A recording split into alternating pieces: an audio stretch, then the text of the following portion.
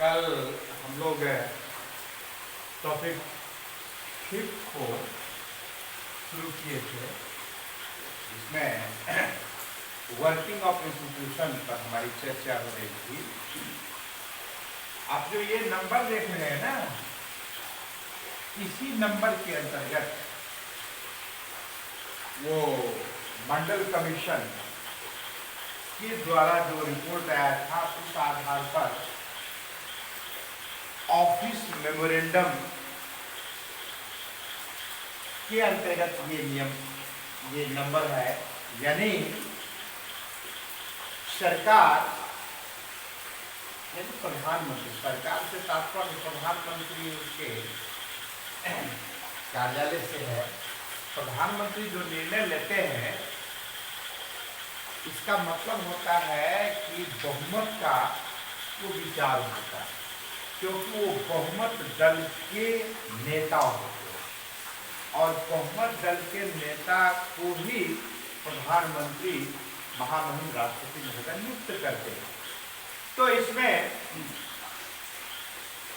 हमने कल स्पष्ट किया था, office memorandum it is an order which is given by office, Prime Minister's office, that is known as office memorandum. तो इस नंबर के अंतर्गत वो इस प्रकार का प्रावधान किया गया था। तो उसमें क्या था कि 27% आरक्षण। तो कल जो हमारी चर्चा हो रही थी कि 1979 ईस्वी में 1979 में बीपी मंडल एवं उनके 2 सहयोगी के साथ संपूर्ण भारतवर्ष में ऐसे समुदायों का पता लगाना था, उनके कारणों को जानकारी लेना था जो शेड्यूल कास्ट, शेड्यूल ट्राइब्स का नहीं है, किंतु वो भी बेहद दयनीय स्थिति में जीवन बसर करता है। तो 1 साल के बाद 1980 ईस्वी में बीपी मंडल ने रिपोर्ट सौंप दिया किनको, तो सरकार। तो 1980 में सौंपा गया और 1990 ईस्वी में, यानी आज ही के दिन में 1990 ईस्वी, देखिए संयोग भी अच्छा है, आज 13 तारीख है और 13 तारीख में भी 13 अगस्त ही है।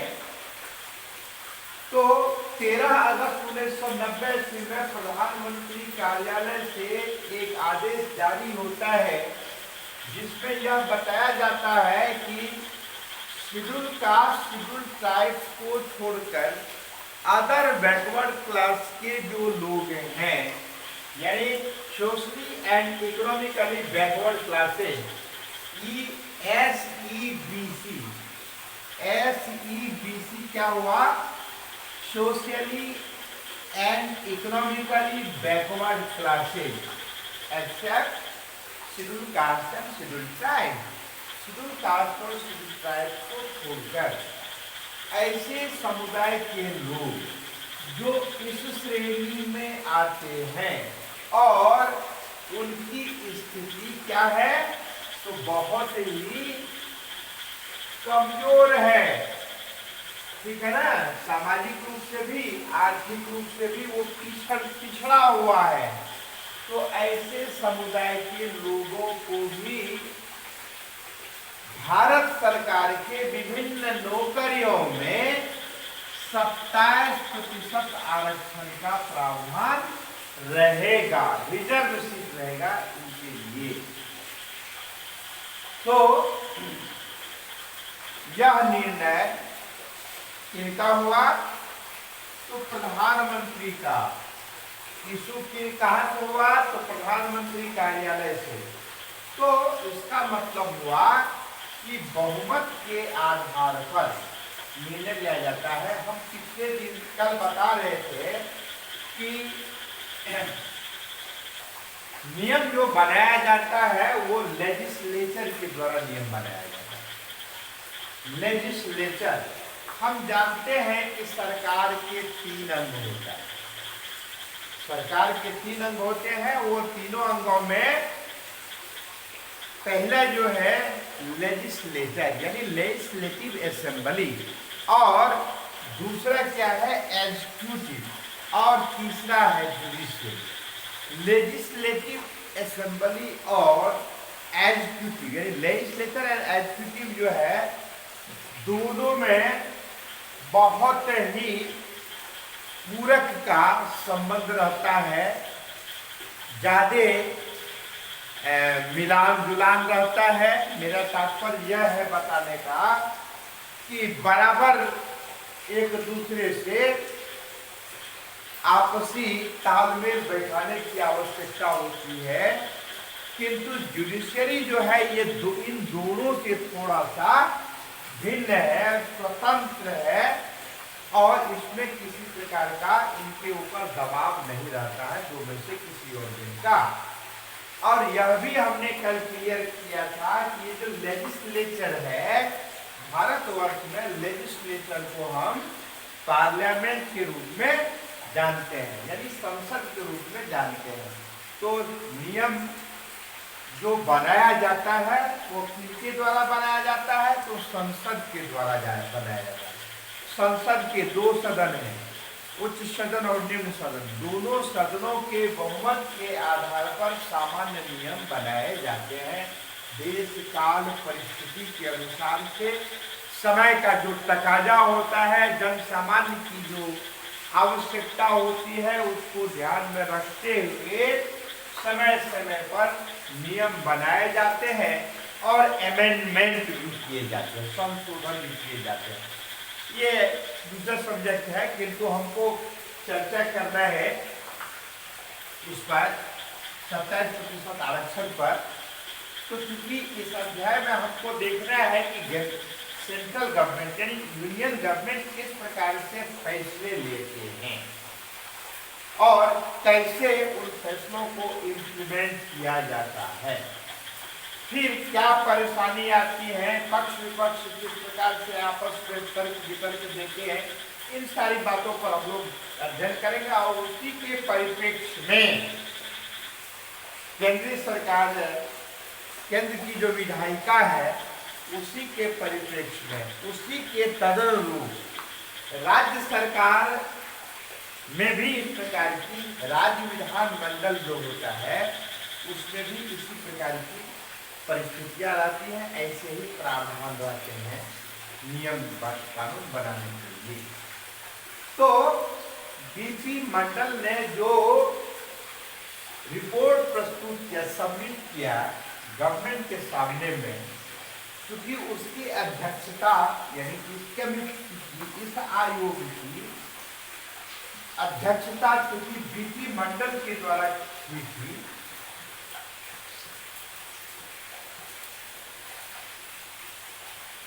इसीलिए इस नाम से वो प्रचलन में हो गया, ये कॉमन वर्ड आ गया मंडल कमीशन। याद रखिए, क्योंकि इसके अध्यक्ष जो थे बीपी मंडल थे, इसीलिए इन्हीं के नाम पर मंडल कमीशन नाम पड़ा।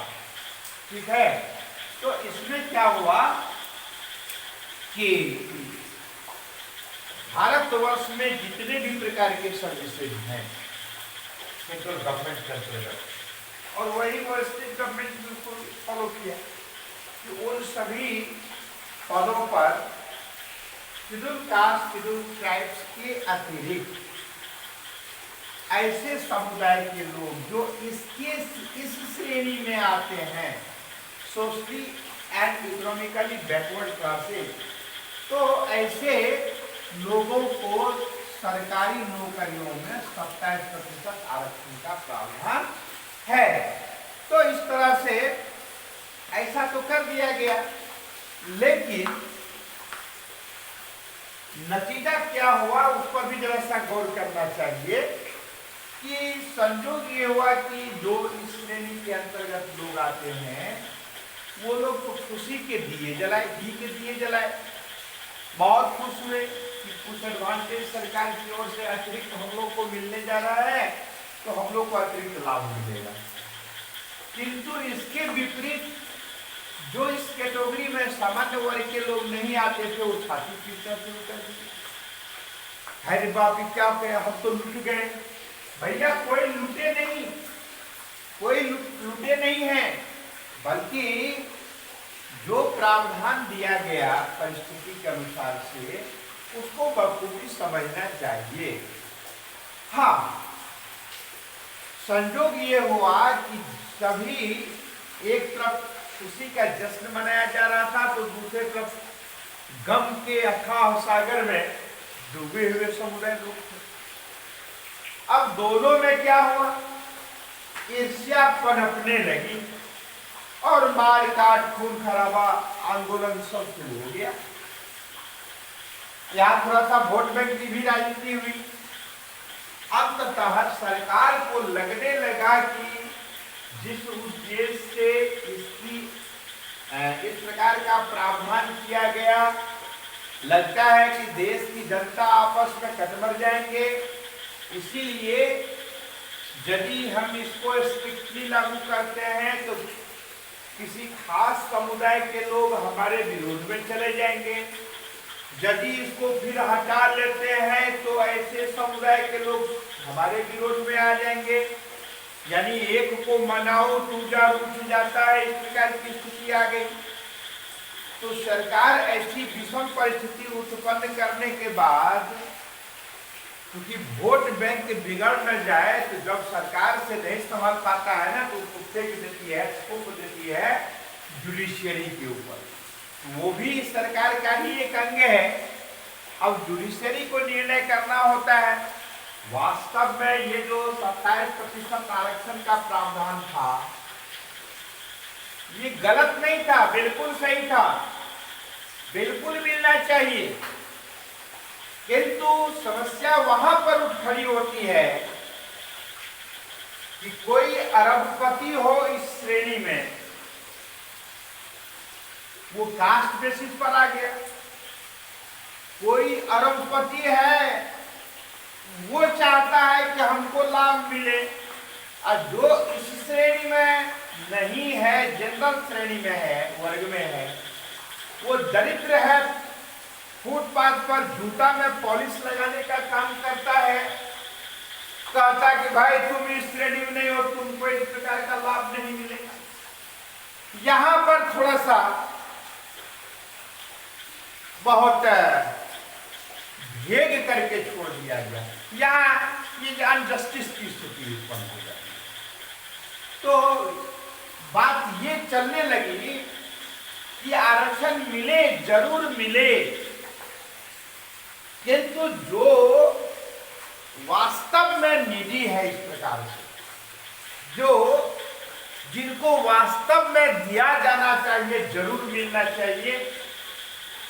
अब कास्ट बेसिस पर वो चाहे खाकपति हो, दरिद्र हो, क्योंकि वह जनरल वर्ग का है इसीलिए उसको आरक्षण का लाभ नहीं मिलेगा, और क्योंकि वह अदर बैकवर्ड क्लास में आता है और वो अरबपति खरबपति है, फिर भी उनको मिलना चाहिए। इस बात को लेकर के बहुत बड़ा विवाद हो गया, बवाल मच गया। फिर जब मामला कोर्ट में गया, फिर इस समुदाय के लोगों ने भी महसूस किया कि भाई ये लोग जो आवाज उठा रहे हैं, आंदोलन कर रहे हैं और चिल्ला रहे हैं कि भाई हम लूट गए, वास्तव में इनके बातों में भी कुछ दम है। तो इकोनॉमिकली आधार होना चाहिए। इसीलिए जुडिशियरी के द्वारा अंततः जो निर्णय आया, बड़ा सुलझा हुआ निर्णय आया। निर्णय यह आया कि आरक्षण सरकार के द्वारा जो निर्णय लिया गया इस आदेश के तहत वास्तव में वह निर्णय बिल्कुल सही है, किंतु ऐसे भी समुदाय के लोग जो इस श्रेणी में नहीं आते हैं, सामान्य वर्ग के हैं, उन्हें भी आर्थिक आधार पर 10% आरक्षण का प्रावधान मिलना चाहिए। इनको तो मिलना ही मिलना चाहिए, लेकिन जो जनरल वर्ग का है और निहायत गरीब है, आर्थिक रूप से विपन्न है, उन्हें भी 10% आरक्षण मिलना चाहिए। इसके बाद इनको ऐसे समुदाय के लोग जो खून खराबा तोड़ फोड़ कर उतर आए थे, इनको लगा कि चलो भाई राहत मिली, किंतु और इधर जो अरबपति खरबपति की बात होने लगी, तो इसमें भी कंडीशन दे दिया गया कि जो बिल्कुल संभ्रांत हैं उन्हें इस प्रकार का लाभ नहीं मिलना चाहिए, जिसका नाम दिया गया क्रीमी लेयर। जो क्रीमी लेयर में आते हैं, यानी उससे डेवलप्ड हैं, ऐसे लोगों को उसका लाभ नहीं मिलेगा। ये क्रीमी लेयर क्या चीज है? तो ऐसे समुदाय के लोग जिनको आरक्षण का प्रावधान है और किंतु वो संभ्रांत है, आर्थिक रूप से बेहद स्ट्रांग है, तो ऐसे लोगों को उसका लाभ नहीं मिलेगा। तो इस तरह की अब है क्या, नियम तो बना दिए जाते हैं, किंतु ऐसी आम पब्लिक की जो मानसिकता होती है वह भी सरकार की ही भांति बहुत हद तक कुछ परसेंट लोगों में पेचीदा मानसिकता होती है, सरकार की ही तरह। अब जैसे जिसका 50 लाख रुपया ईयरली इनकम है, 40 लाख रुपया, 30 लाख रुपया ईयरली इनकम है, वो जा करके फर्जरी करके और सर्टिफिकेट बना के कर देंगे हमारा 5 लाख रुपया ईयरली, तो ऑलरेडी वो उस श्रेणी में नहीं आएगा, तो उसका लाभ फिर भी उसको मिलेगा। फिर उसी प्रकार से जनरल वर्ग के लोग हैं, तो भाई इकोनॉमिकली जो वास्तव में बेहद पिछड़ा हुआ है, वो सामान्य वर्ग का है, उन्हें भी 10% आरक्षण का प्रावधान मिलना चाहिए, ऐसा तो कर दिया गया। अब इसमें भी जो संभ्रांत है, चोरी छुपके वो भी गलत बना करके सर्टिफिकेट प्रस्तुत करके इसका लाभ उठाना चाहता है। आवश्यकता इस बात की है, जो नियम बनाए गए हैं इसका दृढ़तापूर्वक सख्ती के साथ पालन होना चाहिए, इसमें लापरवाही नहीं बरतनी चाहिए, फर्जरी नहीं होना चाहिए, यथार्थ कार्य होना चाहिए, वास्तव में जो निजी है उनको इसका लाभ मिलना चाहिए। तो इस प्रकार की व्यवस्था बनाई गई, तब जाकर के ये हल्ला तोड़ फोड़ खून खराबा पर विराम लगा। तो इस तरह से अब है कि इसको जो इम्प्लीमेंट सरकार कर रही है, इसमें पक्ष और विपक्ष की भूमिका पर भी हम लोगों को चर्चा करनी है। आप जानते हैं कि लोकतांत्रिक शासन प्रणाली में सरकार का जितना महत्व है, अपोजिशन पार्टी का भी कम महत्व नहीं है। अपोजिशन पार्टी भी बेहद महत्वपूर्ण स्थान रखती है। इसीलिए एक सफल लोकतांत्रिक शासन प्रणाली में अपोजिशन पार्टी मानो उसी प्रकार से संतुलन का कार्य करती है। अपोजिशन पार्टी जिस प्रकार से घोड़े को व्यवस्थित संतुलित ढंग से चलने के लिए कंट्रोल करने के लिए सवार को लगाम की आवश्यकता होती है।